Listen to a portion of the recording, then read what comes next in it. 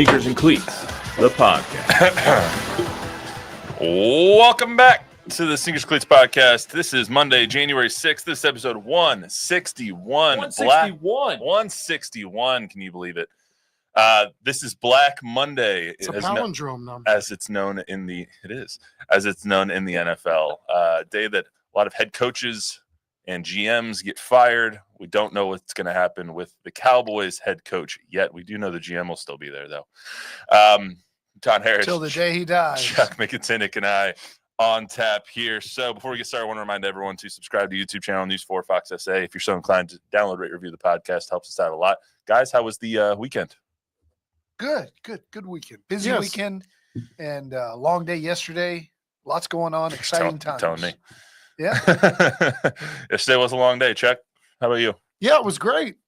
Lots of football and ready to see what the week has in store on many, many fronts. Yeah. Broncos made the playoffs too. So I'm just saying I had a good day. High school, San Antonio Sports High School All-Star game, Navy All-American game on Saturday. That's going to be a lot of fun. Busy week ahead. Hey, have you ever been to Costco? Once. I went to Costco this weekend. How was it? It's amazing. Did you get you get a hot dog? A whole cart of pomegranates. Like what? 6 pomegranates. That filled what the whole does cart? one need with Did you buy a membership? multiple pomegranates? Did you buy a membership? My wife has one. Okay, but you'd never been? No, it was a new experience for me. Did I tell you guys this? Jordan wanted that was one of the things Jordan really wanted for Christmas was a Costco membership. Yeah, I did. And how I gave it to her was they need to go take your picture there, so they put it on the back of your membership card. And so I couldn't give her the card. So instead, she loves hot dogs, so I gave her $1.50 Costco. Have you ever had I've heard a lot about them. Have you ever had They're one? really good. Really? They're all beef. They're like not. I've heard a lot they're about big. They're big hot dogs. The pizza is decent. Chicken bakes are good. Never been. My wife would never let me have a Costco membership. I would go crazy in a place like that. You would. We have to put an extra hour and a half on our trips when we go to anywhere north because of Buc-ee's. Seriously? I'll look at everything in Buc-ee's. I can't Why? Get out of Buc-ee's. I love Buc-ee's. It's just normal stuff with a beaver on it. No, they got stuff that you can't find anywhere else. You know, it's like the old Stuckies back in the day, pecan logs and cinnamon toasted pecans. There's a pecan log joke in there somewhere, but I'm not going to venture down that road. Mayhaw jelly. Anyway, so Cowboys coaching search, if they're searching. The Cowboys lost their finale, heartbreaking fashion yesterday. A touchdown by Terry McLaurin right in front of our photographer, Jack Green. Shot it extremely well. With about 6 seconds left, downs the Cowboys. They are now 7-10 on the season. Now all eyes turn to Jerry Jones and Dallas. What did the record finish at? I don't really want to talk about your prediction, but 7-10, as Don predicted before the season. I actually should have gone and pulled that clip. Why? You knew we were going to hear about it anyway. Chuck knows it. You want to be hearing about this for 2 weeks? You want to pat me on the back? I think I do. Well done. I can't reach anymore. All right, that's a different discussion. We need to get you a little bit more flexible in the shoulder area. So anyway, all eyes turning towards Jerry Jones and the Dallas Cowboys front office. Will they bring back Mike McCarthy? And if they do bring him back, how much of his staff are they going to bring back? So what's the offseason outlook for this team? They also have 22 free agents that are key contributors on this team as well. Talk about that. Cowboys quarterback issues. Trey Lance played the entire game yesterday. So who's going to back up Dak next season? We'll talk about that. And the Spurs getting some national attention after they knocked off the Denver Nuggets in Denver on Friday. Lost a overtime game to Denver and a home and home on Saturday. So talk about that if other teams have to worry about the San Antonio Spurs as we get closer and closer to the playoffs, actually almost a midway point through the NBA season, which is crazy to even think about. But do have trivia for you guys today. It is a relatively simple one, I think, that you should be able to get. But I'm going to make it a little bit harder than I put on the sheet. How many head coaches have the Cowboys had since Tom Landry was fired? You get a bonus point. I'm going to start counting them this year. You get a bonus point if you put them in order. You ready? Jimmy. Okay. Since Tom Landry. Tom Landry. Jimmy. Barry. Ding, ding, ding. Yep. Barry. Ding, ding, ding. Campo. Chan, and then Campo. Campo. Right. Garrett. Parcells. That's right. Yep. Wade. Okay. Garrett. Big Mac. Big Mac. Is that your final answer? Yes. So final answer is 8 since Landry. 8 since Landry. Jimmy, Barry, Chan, Campo, Parcells, Jason. Garrett, Mack. Ding, ding, ding. Very nice. Very well done. That is the exact right answer. I was going to ask since Jimmy, and then I realized that there's only been 9 head coaches in Cowboys history. Well, Tom Landry was the coach for 30 years. Yeah, 29 years from 19. Did you realize that Mike McCarthy has the fourth best winning percentage? Wade Phillips is third. He has a better winning percentage than Jimmy Johnson did, but that also is partly because his first season they went 1-15. Yeah, so did you realize that when the Cowboys started in 1960, they were awful? I think they were 0-14 or whatever, and then had a couple of bad seasons where they won 1 or 2 games. And I think it was in 63 after they had won like a total of 4 games in 3 years. Clint Murchison gave Tom Landry a 10-year contract. Can you imagine that? A guy had won 4 games. That's called having faith in a guy. You think they put a stipulation in that contract, you get unlimited fedoras? Anyway, so if they fire or if they don't bring back Mike McCarthy, that would be the 10th head coach in Cowboys history.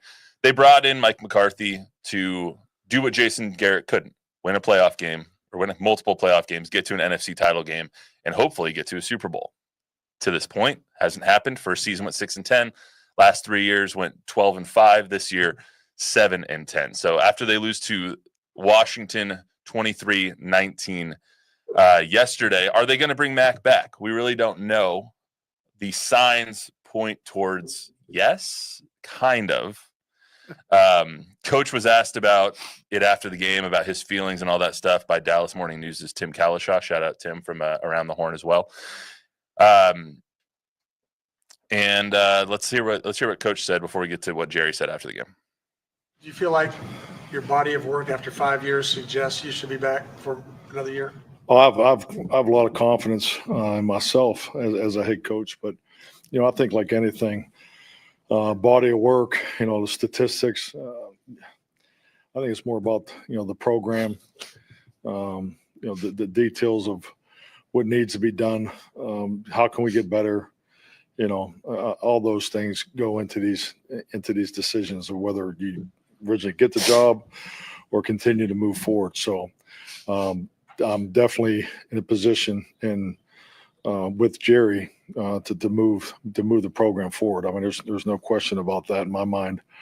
So that's why these conversations need to happen here in the near future. Now, after the game, Jerry was obviously asked about it as well, as he was going to. He went on for 35 minutes yesterday. We went into the locker room and he was talking. We came out of the locker room. He was still talking. I was like, what the hell? Who's asking him questions for 35 minutes? But I digress. He was asked. That's just one answer. Yeah. Certainly. All right. This is what he said when he was asked a couple of questions about his head coach.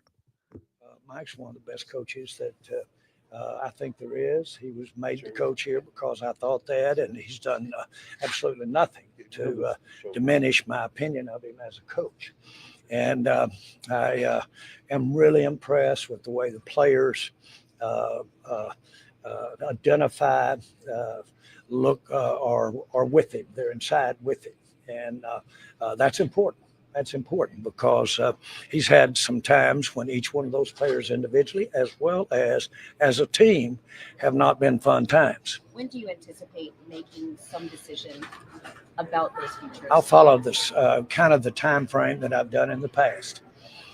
That'll be it. So the way that it's evolved in the past will be a time frame, and I can tell you the past is not necessarily consistent in terms of a time frame. Last answer literally didn't say anything. He's like, it'll be it'll be like I've done it in the past, but I've done it a million different ways in the past. It's so stupid. Anyway,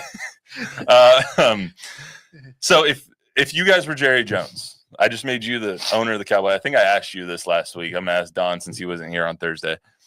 If I made you the owner and GM, Jerry Jones, would you bring back Mike McCarthy for another year? Or actually, let me rephrase that. Would you give him a new contract? It's not going to be just for another year if they give him a new deal. This is a tough one, right? Because Mike McCarthy's done enough to deserve a new contract. And Mike McCarthy gives the Cowboys everything that Jerry and Steven is their shortcomings. He is supremely organized. He runs a great program.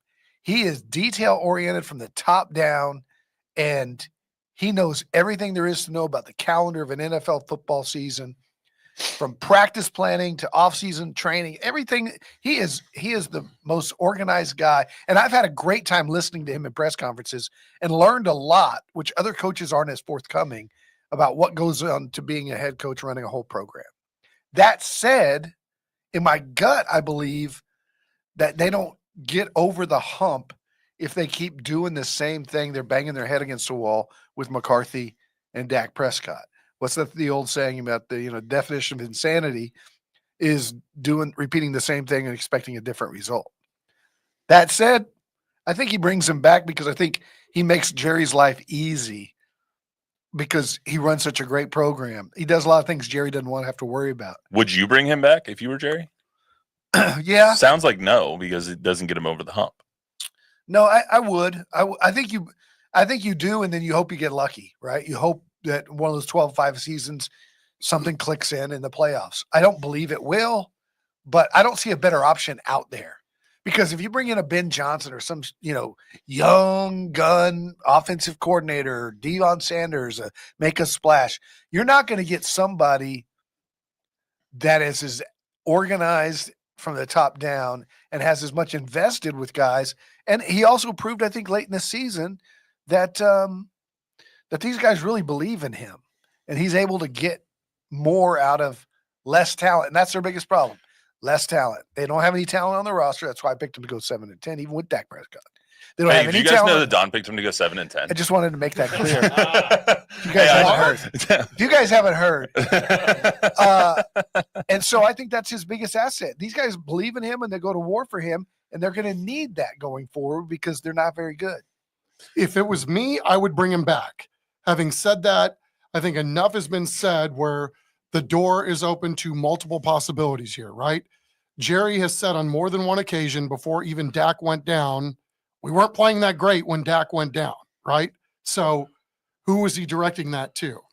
I think he was directing that to Mike McCarthy. So if you're McCarthy, do you play the field? I mean, I saw a story just before he walked out here.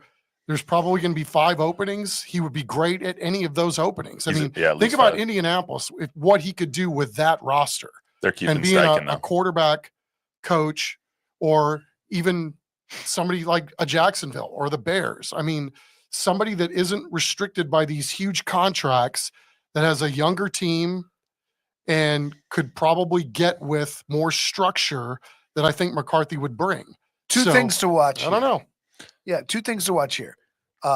He has a 9-day exclusive negotiating window. January 14th is basically when all their contracts are up. And the second thing is he hired an agent within the last year, Don Yee, who I'm sure is already on the phone with these openings. The thing Isn't that Brady's agent?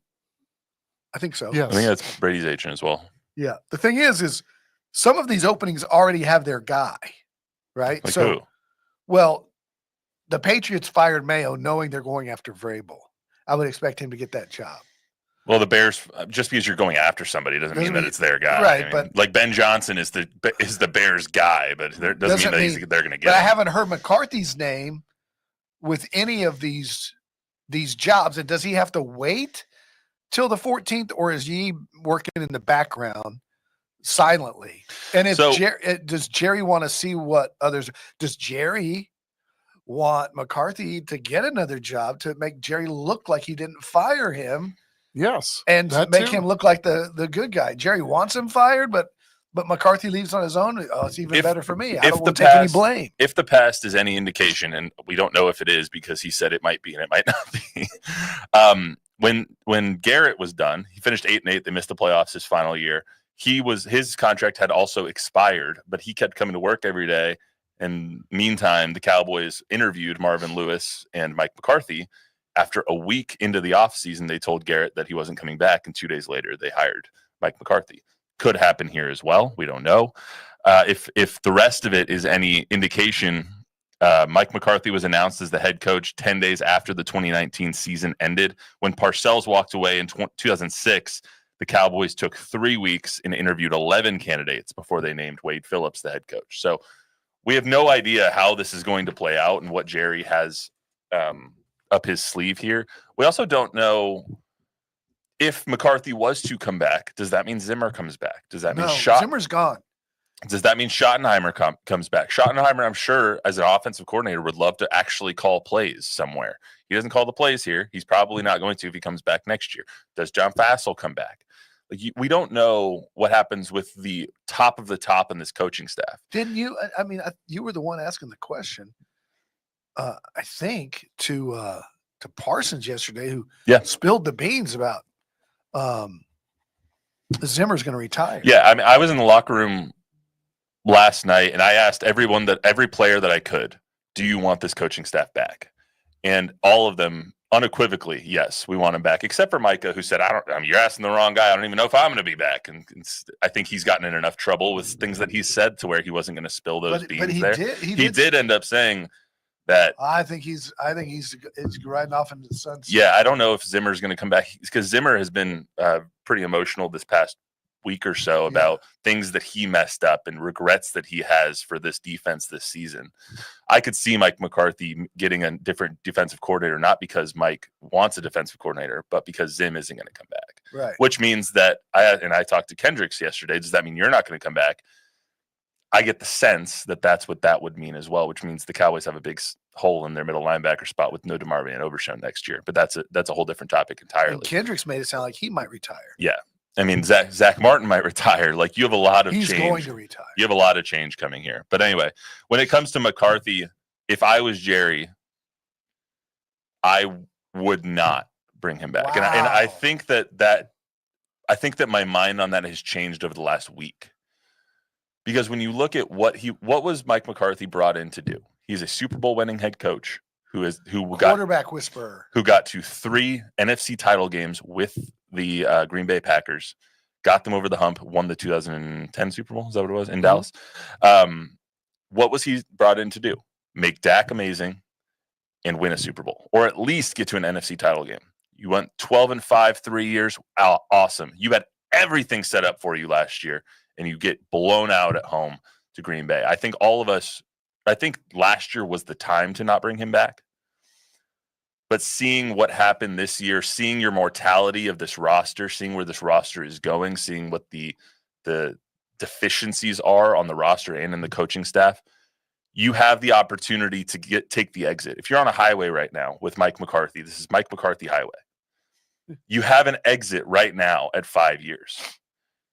There's another exit in 4 more years because you're going to give him a 5-year contract if you re-sign him. Or do you want to be on the highway for another 5 years? I don't think you do. And so if your intention is to get to an NFC title game, which Jerry says is the intention, I think we can all poke holes in that, but says that's the intention, then make a move. Because that's what seems logical. Well, Chuck and I would both say the first question we would ask is there a restroom at this exit? And is there a Buc-ee's? True that. If there's a Buc-ee's, we know Don's taking the exit. So. True that. Looking at the way Jerry looks at things, I mean, everything that you said is valid. But there are going to be other teams out there that are okay with winning 11, 12 ball games a year and being in the tournament, because you never know what can happen in the tournament. Health might be different than it was at the beginning of the year. I mean, the team that you end up in the postseason with might be completely different than the one you started with, i.e. look at what happened to the Cowboys this year. So I said this last week, it might be best for everybody involved for Mike to go save the day in Jacksonville or Chicago, and for Jerry to make a splash, OC hiring, and then maybe bring in a veteran DC, somebody that has some skins on the wall to kind of balance things out. Let me ask you this. Are the Cowboys better off right now than they were 5 years ago? After Jason Garrett, 8-8 season. Yeah, I mean, I Yeah. think the structure and the going to work every day and knowing what you're going to get. Yes, I think there's much more of that in terms of structure than there was 5 years ago. There's a system in place. There's a culture in place that I think Championship is culture. different. But again, I think it's a winning culture. He won more games than he lost, clearly. So I think things are better. It's what does this look like now with an aging quarterback that's making more money than anybody else in the league? And what does the rest of your salary cap look like? And how does that impact building a championship caliber team going forward? Yeah, I think what could happen is the Cowboys, Jerry and Steven, and even Dak, could take what they've learned from McCarthy. Now, I mean, he built it. There's no question. But now maybe it's time for him to move on. And they keep some of those McCarthy principles that Jerry and Steven have learned from this guy, just like they learned a lot from Parcells, yet bring in a Ben Johnson who may not know the kinds of stuff that McCarthy knows, but he might be a better play caller, more creative with the offense, and be able to get more out of Dak Prescott. I'm just using Ben Johnson as an example, but I think Jerry's always considering winning and balancing the books, and he's P.T. Barnum, selling. And at some point, if they have McCarthy and Dak next year and they go 9 and whatever and lose in the first round, at some point, interest is starting to wane. Now, they're always going to be great in the TV ratings and they're always going to sell tickets. But I think Jerry in the back of his mind is like, it might be time to do something to wake up the fan base. But here's the other thing to consider. Mike McCarthy has talked openly about how difficult it was for him and his staff to work on a 1-year deal. He's not going to do that again. So if you're signing up for Mike McCarthy, you're signing up for a 4 to 5 year deal. Yeah. And so, when you put it that way, I was like, no. If Jerry doesn't want to give him a more than 4-year deal or an incentive laden deal, to use your term, Mike McCarthy has skins on the wall out the yin yang, and he doesn't have to put up with that crap. He doesn't. He doesn't. Based on what he did the last 6 weeks of the season, it's a small league. There are other teams that are looking 100%. at that team going, how the hell were they even competitive with that team? If And Mike yet they McCarthy, were. doesn't come back, why wouldn't Jacksonville bring him in? I know, and that's theoretical, but he doesn't have leverage until he has leverage. And look at Belichick. He has all the leverage in the world. If they actually want Mike McCarthy, he has all the leverage in the world. If they want Mike McCarthy, there's 5 jobs. If those teams don't want Mike McCarthy, and he's not up for, I mean, look what happened with Belichick. Everybody's going to go there. He's going to go there. All of a sudden, those teams didn't want him, and he was out in the cold until North Carolina. But I think that was a different case. I know it's a different case, and I would think that Mike McCarthy would get a job offer from Chicago or Jacksonville or somewhere like that. But they also might, depending on the owner, have a different guy in mind. Maybe they want the Kevin McConnell types and the young OC types. I don't know, but he only has leverage when Don Yee calls Jerry and says, we're either doing this or he's got an offer in Jacksonville. I mean, he has the offer of his services. I mean, that's his leverage, is how good of a job he is, how good of a coach he has done. Yeah. Until, I mean, last year when he got fired from Green Bay, he took a year off, and then he came back and he was a hot candidate for the Cowboys job. Like, there's nothing saying he couldn't do that again. You know, that is correct. He could definitely, if there's no job he wants this cycle, and the Raiders open up next year. I'm just choosing the Raiders because they're already, Antonio Pierce already on the hot seat. Or Dable gets fired next year or whatever. You could easily come back and be a head coach again after a year off. I mean, that's just. I mean, because I think too, he's on an uptick, unlike Belichick, who wasn't. And then the history of Belichick not getting along with others. Once you stop winning, who wants to have to deal with all of this peripheral stuff with your head coach? Generally speaking, I think it's pretty well assumed that Mike McCarthy's liked within the locker room, and he won ball games at the end of the year, and he was competitive with a team that should not have been competitive down the stretch. Yeah, I mean, yet it was. Talking to all the players yesterday, all of them want at least Mike McCarthy back, if not Zimmer and Shoddy and Fassel back as well. But Al Harris too. Let's not forget about him. But I mean, also Al Harris you have to take it with a grain of salt. Yeah. What else were they going to say? They're Players like, get him the frick out of here. Right. So they all want him back, but they also think that I mean, let's be honest. They should have gone 6-1 in their last 7 weeks. That punt doesn't go off of the cornerback against the Bengals. You win that game, and you came within a hair of winning that game last night. So if they go 6-1, we're having a different conversation, because then they end up 9-8 and barely missing out on the playoffs. You don't know. Yeah. But I think all the players think, and I would agree with them to some extent, that they've earned enough goodwill over the last 7 weeks of the season to have Jerry Jones be able to sell this team over the next 8 months and have the fans invest in their time and their belief into this team as well. They at least think that. I agree a little, but the players think that for sure.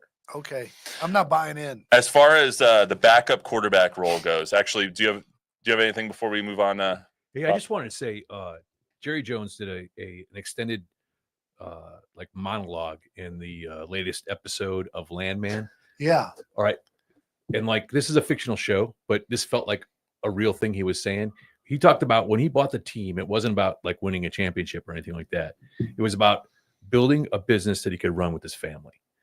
And that's the whole reason he owns the Cowboys, is for he could be with his family and do something with his family. And he says that's the enjoyment he gets out of running the Cowboys. Now, this is a fictional show. I don't know if this is, but it was compelling television, and it gave me a little insight maybe in the way he thinks. I haven't watched it, but I mean, that makes sense. He addressed some of that yesterday, and he basically said, hell no, I bought the team for me. I bought a profession, is what he said. So he admitted that yesterday. Did he? So, I didn't hear that part, because we went in the locker room. Always been the case.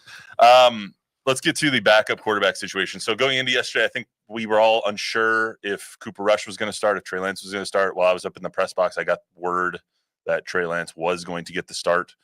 And I thought that Trey played reasonably well for someone who hasn't had any game action since week 2 of 2022, I think that was when he broke his ankle with the Niners. He hasn't been a starter since. That's his first start in 2.5 years. So I thought that he performed admirably. There was some throws that were off. Sure. Most notably the Touchdown. The touchdown, but also the post to Kevontae Turpin thrown about 3 feet behind him that probably he'd still be running if he caught that ball. It brings up the question, who they're going to bring back, both him and Cooper Rush, out of their 2 of the 22 expiring contracts on this team. If you were making the decision on who's going to back up Dak Prescott, because it's a different question than we had last year. Is Dak going to be the guy this year? Obviously, he is now with the contract. So who backs him up at this point? I'd keep Cooper Rush as long as I could possibly keep Cooper Rush. Cooper Rush might be priced out, though. That's one thing. I don't know. I think wherever Mike McCarthy goes, I think Cooper Rush will have a job. I think McCarthy saw enough from him over these last few years that, whatever it is that Cooper Rush has, Mike McCarthy has been able to dig down and find it. As long as he doesn't play the Eagles every week. Right. But I mean, Eagles also are pretty darn good too. Fair, but I mean, the fact, what is he, 9-5, 9-6 as a starter? I mean, that's pretty impressive considering Cooper Rush couldn't hold a job with the Giants before the Cowboys re-signed him. So I think Cooper Rush realizes that Mike McCarthy has made him better. Mike McCarthy knows that you need 2 quarterbacks probably if you're going to survive the season and have a chance to make the playoffs. So has Cooper Rush priced himself out? I don't know. I wouldn't think so at this point, but maybe. And then I thought it was really cool, though. They gave Trey Lance to put some tape down so that he's going to have an opportunity too. The biggest thing yesterday was he didn't turn the ball over, right? He's twitchy. He's super athletic, and there looks like there is something there after watching that game yesterday. I think that I liked the play calling from Mike, especially early. Get him on the run, get him moving, throw on the run a little bit, get him out, move the pocket. Those all that seems stuff. to be his best, or where he has the innate ability to boot it out and throw on the run. I harken back to last year during OTAs and mini camps. That's what he really excelled at. And you could tell it. They were running it over and over, and he was really good at it. And it showed up yesterday, too. Well, they got him into the red zone, 4 times, 4 red zone field goals from Brandon Aubrey, and until you finally pound in that last touchdown to get to 19. Smooth. The way he moves is smooth. He's got a good arm. He looks like an athlete. He looked a little fish out of water on the first drive, I thought. But I mean, when you don't play for 2 years, decision making, all the things that young quarterbacks go through, right? Yeah, I don't think Trey Lance is going to come back because you're not going to be the third string quarterback anymore. It's a guy that was drafted third overall, traded the world for by the Niners, and then traded for a 4th round pick. He's been backing everyone up for 3-4 years now. He's not going to want to back someone up again. I think he's going to go somewhere where he has an opportunity to start. Cooper Rush might do the same thing depending on what his agent's feeding him. But my take on the backup quarterback situation is I always kind of in the back of my head go back to what Bill Polian said about 15 years ago when Peyton Manning got hurt. And they put Curtis Painter in there and they end up 1-15 that season. And everyone was like, why didn't you invest more into your backup quarterback?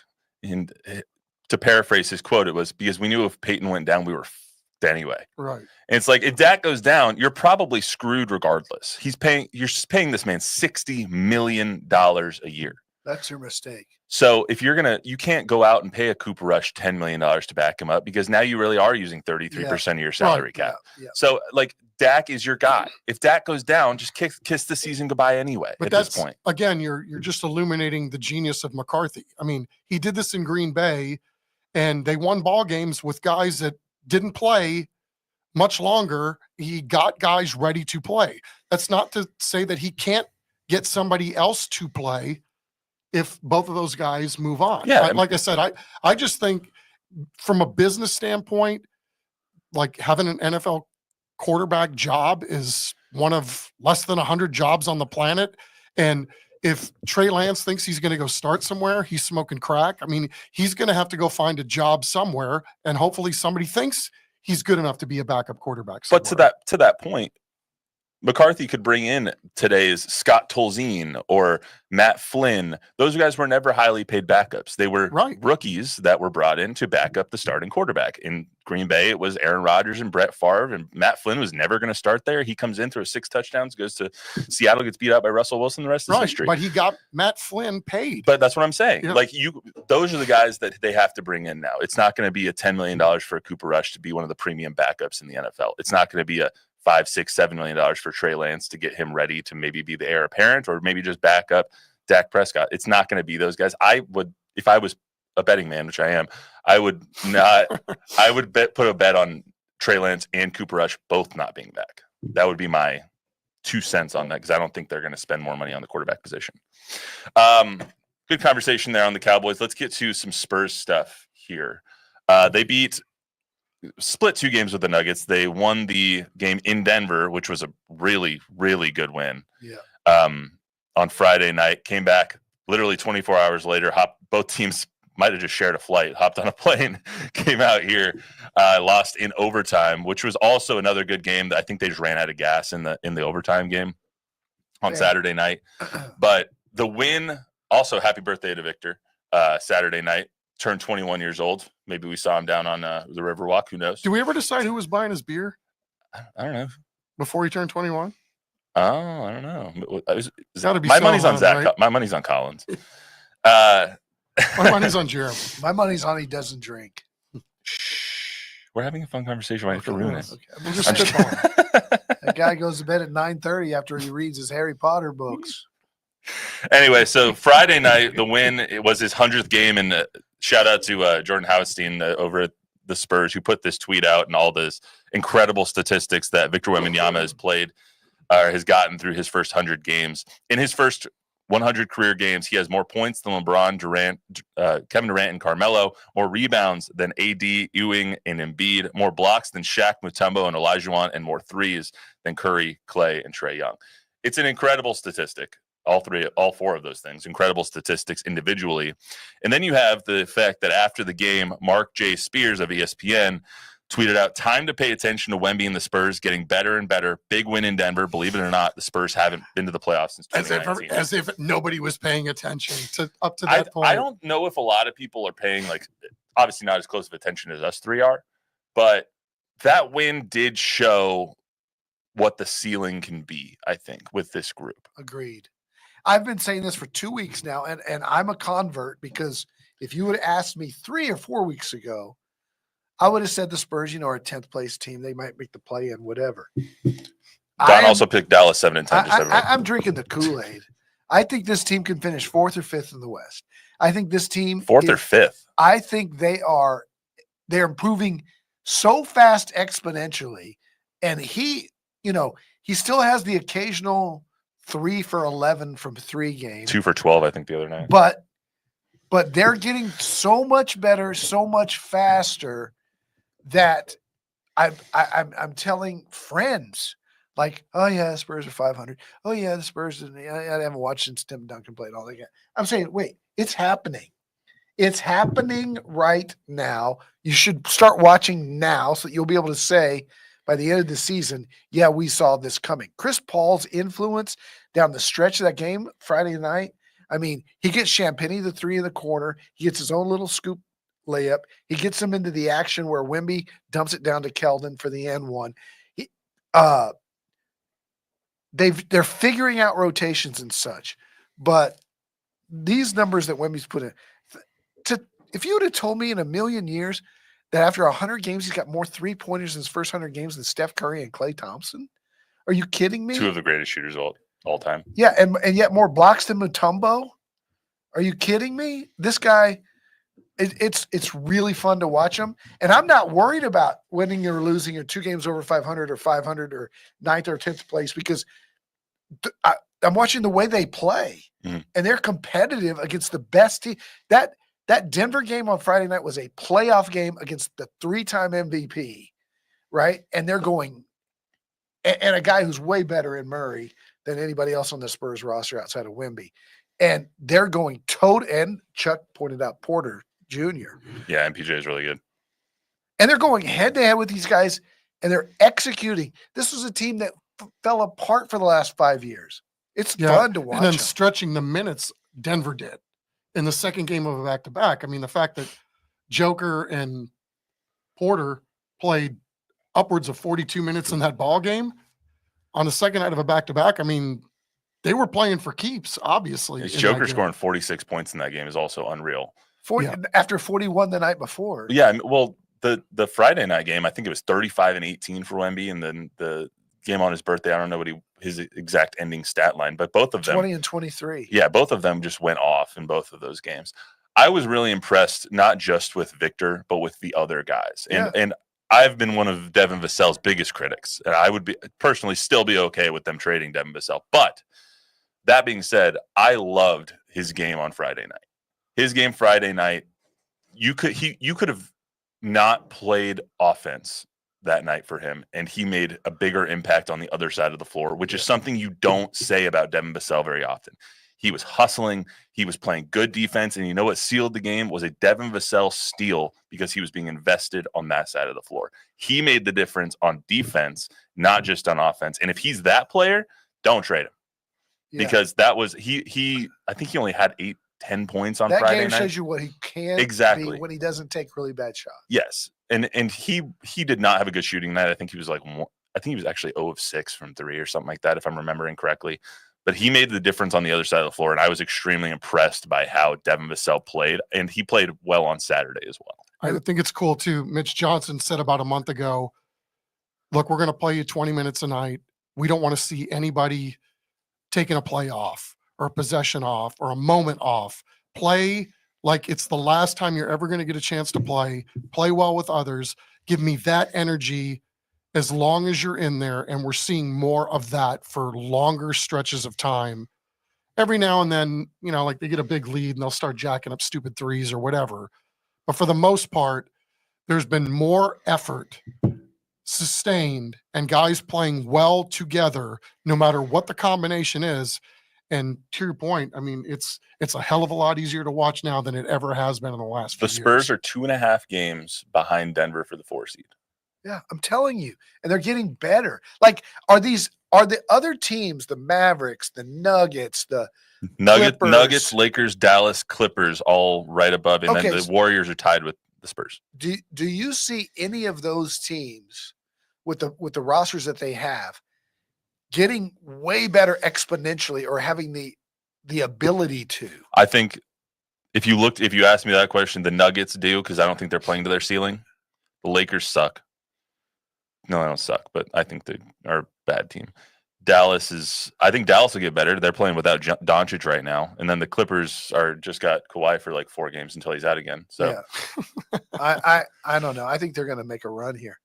I could be wrong, but if they have health, I think it's going to be soon. I'm going to say February, where we see them win 7 out of 10. I think it's also really telling that they just flexed the Memphis game to primetime national television. Yeah, on Friday night, the 17th, 15th, something like that, whatever it was. Yeah. They flexed that game against the Memphis Grizzlies, who are 3rd in the West right now, to TV here in the Frostbank Center. It's like people want Wemby on their TV. We said on this podcast at the beginning of the season, if they are a good team and they are in contention, people will want to watch. That's the 40-point game at Madison Square Garden. That's what happened. Yep, 100%. I would also venture to guess that I will be more bought in on this team if they go 3-1 on this upcoming road trip. It's gonna be hard. It's gonna be really hard. They play Milwaukee, Chicago, and Lakers twice. But you know what else? You go 3-1 on that road trip. I'm in. Yeah. I'm in, dude. I'm in. I think it's possible. Chris Paul and Wemby setting this tone that there are no moral victories, like after the overtime loss to Denver.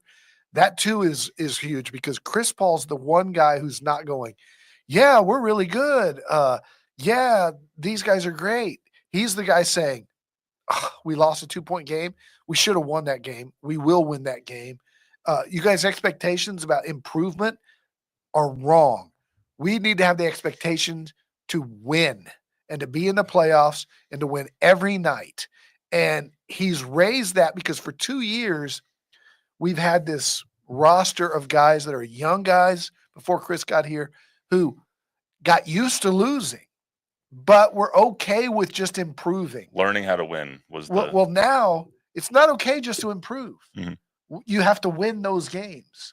And Paul has really, really done a good job. Yeah, Harrison Barnes too. Talk about a guy who's not looking for his shot all the time, just always makes the right play, and still got a lot of game left in him too. There's a reason that every single team that Chris Paul has gone to has won more than than before he got We're seeing it before our very eyes. Exactly. No question. And that's the exact reason why after they signed CP3, all 3 of us came on here and said this is going to be at least a 40-win team. Yep. Because Chris Paul makes you a 40-win team. That's what happens. Yep. So, all right. Good talks today, guys. Love that.